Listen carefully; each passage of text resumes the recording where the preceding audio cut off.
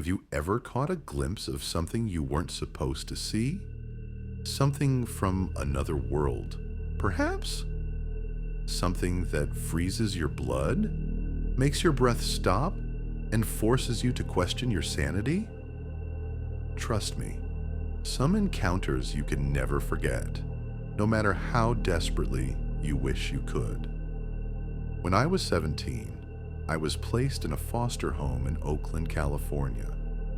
The family I lived with occupied an old, classic, two-story house, typical San Francisco style, with creaking wooden floors that whispered of countless stories. At first glance, the home seemed ordinary enough, warm even, but soon I discovered that there was something deeply unsettling lurking within. Moving into a foster home wasn't easy. It felt foreign and awkward at first, but my foster family was kind enough. Yet from the beginning, I sensed something was off about the house itself, an intangible darkness that clung to its very walls. It was late one night, one of those nights that felt different from the start. The air was unusually heavy, a strange, oppressive silence blanketing the entire house. I woke up around midnight, needing to use the bathroom. Quietly, I made my way downstairs, each step creaking beneath me, echoing through the silent halls. After washing my hands, I stepped out of the bathroom, flicking off the light behind me. That's when I saw it. At the top of the staircase stood the faint figure of a woman. I could only see the bottom half clearly. Long, flowing fabric, ghostly white, softly illuminated by the moonlight, seeping through the curtains. My first instinct told me it had to be my foster mom or my foster sister, who occasionally sleepwalked.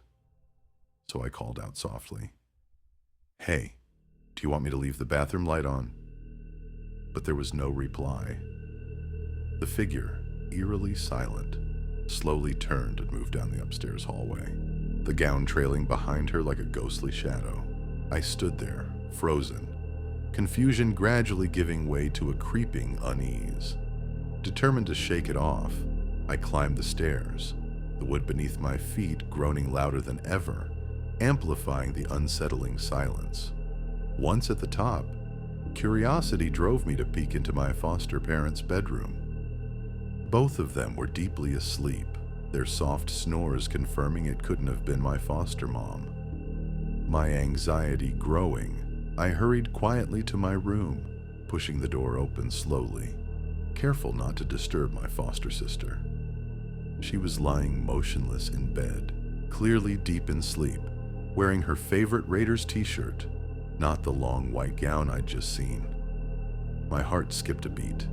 A cold dread settled deep in my stomach as realization dawned upon me. Who or what had I seen in the hallway?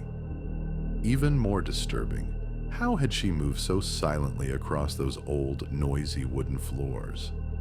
Panic surged through my veins, the hairs on my arms standing straight up.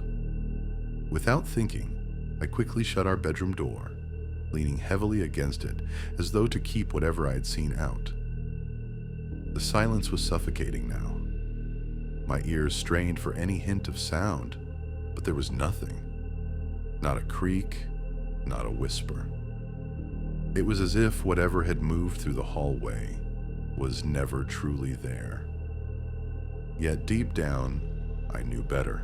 I hurried into bed, pulling my blankets tightly around me like a protective shield, my heart pounding violently in my chest.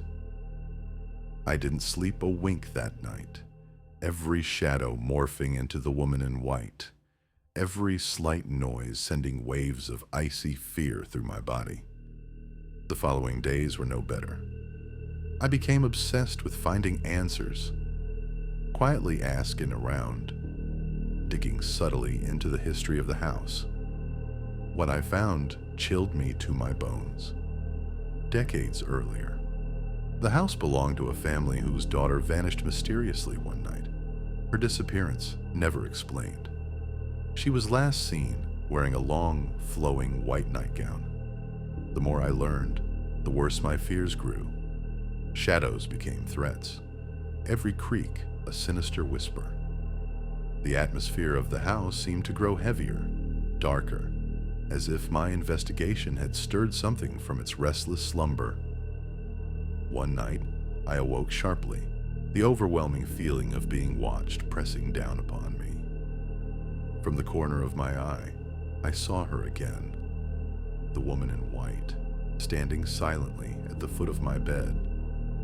She reached out slowly, her hand stretching toward me.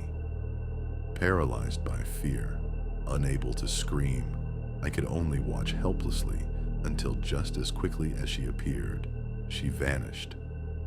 To this day, I can't erase that image from my mind, the silent, ghostly figure standing at the top of the stairs, drifting quietly down the hall, reaching toward me. I still wonder, did she show herself to warn me, or was she trying to tell me something else entirely? Even now, in the quiet hours of the night, I find myself staring into the shadows, waiting anxiously. Because deep down, I know I'll see her again. Tell me, when night falls and you're alone, who or what do you see standing at the end of your hallway? Look closely next time. You might find you're not as alone as you think.